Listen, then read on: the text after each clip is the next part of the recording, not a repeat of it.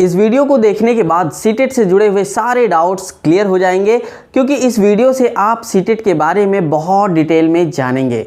तो इस वीडियो में आप जानेंगे कि सीटेट होता क्या है, गवर्नमेंट सीटेट एग्ज़ाम को इतना इम्पॉर्टेंस क्यों देती है, और जो सीटेट क्वालिफाइड जब आप हो जाते हैं तो सरकारी टीचर कैसे बन सकते हैं, और सीटेट का पेपर देने की एलिजिबिलिटी क्या होनी चाहिए, क्या होती है, और सीटेट कितने प्रकार के होते हैं, सीटेट का एग्ज़ाम का पैटर्न क्या होता है, सीटेट के एग्ज़ाम का सिलेबस क्या होता है, और सीटेट एग्ज़ाम का जो सर्टिफिकेट है उसकी वैलिडिटी कितने सालों की होती है। तो पहले हम जानते हैं कि सीटेट क्या होता है।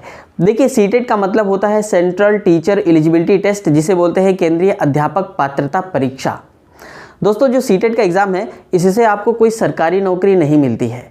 तो सवाल ये उठता है कि जब सीटेट का पेपर देने पर सरकारी नौकरी नहीं मिलती है तो सीटेट का पेपर क्यों कराया जाता है, और गवर्नमेंट सीटेट पेपर को इतना इम्पोर्टेंस क्यों देती है।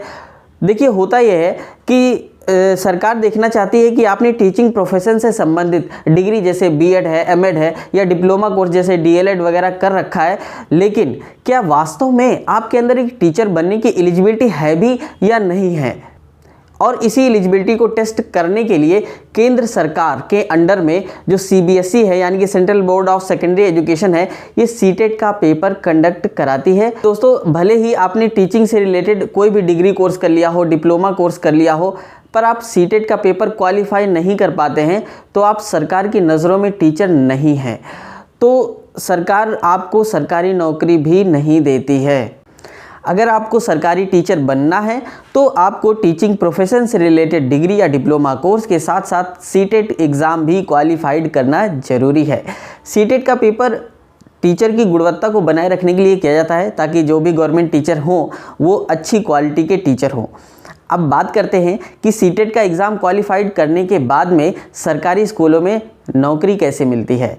तो जब आप टीचिंग प्रोफेशन से संबंधित कोई भी डिग्री कोर्स या डिप्लोमा कोर्स कर लेते हैं, इसके साथ ही साथ आप सीटेट का एग्ज़ाम भी क्वालिफाई कर लेते हैं, तो केंद्र सरकार की तरफ से जो केंद्र सरकार के स्कूल हैं जैसे केवीएस है, एनवीएस है यानी कि नवोदय विद्यालय है, DSSB के जो टीचर्स होते हैं, इनकी जो वैकेंसीज़ आती हैं, और इसके साथ ही साथ राज्य सरकार की भी जो अध्यापक भर्ती परीक्षाएं हैं जैसे सुपर टेट है, रीट है, इसके जो फॉर्म आते हैं जिसे आप भर सकते हैं, और इन फॉर्म को भरने के बाद में एक रिटन टेस्ट होता है, और रिटन टेस्ट के बाद में एक मेरिट लिस्ट जारी की जाती है, और इसी मेरिट लिस्ट के बेस पर आपको सरकारी टीचर की नौकरी मिल जाती है।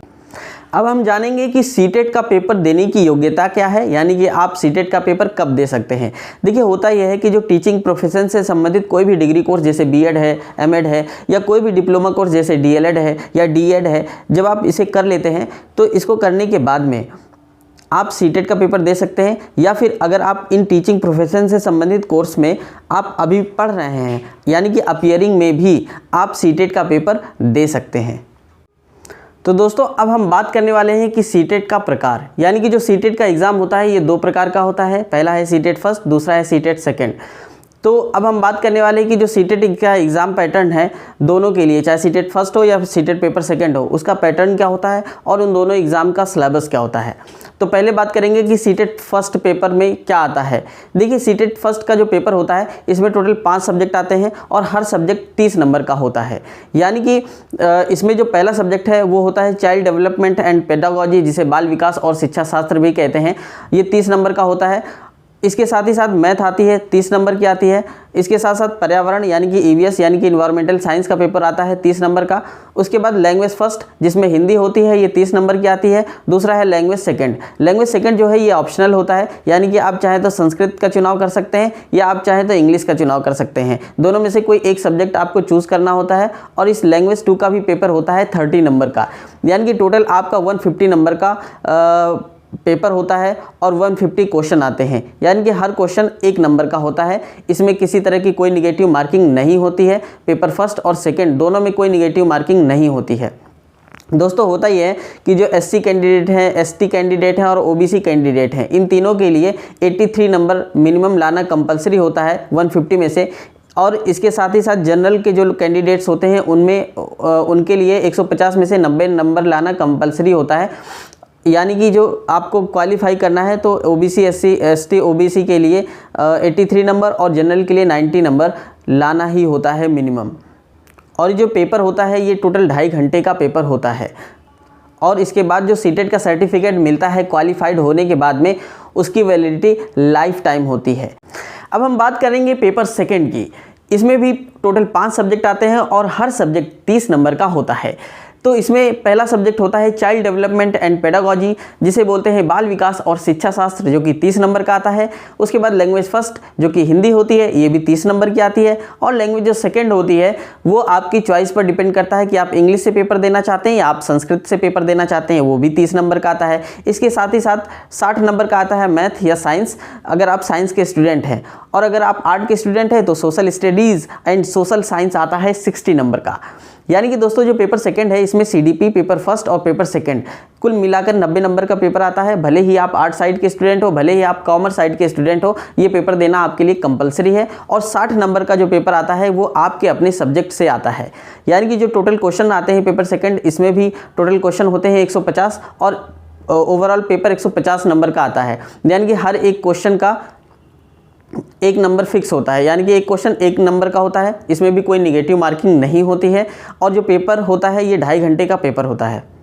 और इसके लिए भी अगर आप SC, ST और OBC कैटेगरी से आते हैं तो आपको मिनिमम 83 नंबर लाने कंपलसरी है। और अगर आप जनरल कैटेगरी के स्टूडेंट हैं तो आपको मिनिमम 90 नंबर लाना कंपलसरी होता है 150 में से।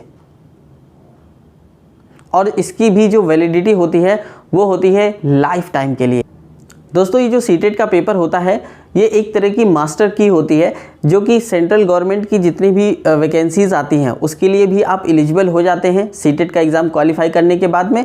और इसके साथ ही साथ जो स्टेट्स गवर्नमेंट की जो वैकेंसीज़ आती हैं, चाहे वो बिहार हो, यूपी हो, राजस्थान हो, यानी कि कोई भी स्टेट हो, हर स्टेट में जो स्टेट लेवल की जो स्टेट गवर्नमेंट की वैकेंसीज़ आती हैं उसमें भी डायरेक्टली आप जो भर्ती परीक्षा होती है, टीचर भर्ती परीक्षा, उसके लिए भी एलिजिबल हो जाते हैं। यानी कि सीटेट की चाबी जो आपकी पात्रता परीक्षा है वो हर एक वैकेंसी का रास्ता खोल देती है।